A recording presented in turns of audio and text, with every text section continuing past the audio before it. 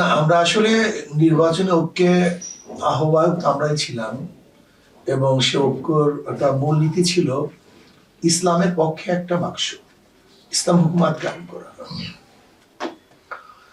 আমরা ইসলাম হুকুমাত কায়েম করার জন্যই মানুষকে আহ্বান করেছিলাম ইসলামের পক্ষে একটা বাক্স দেব।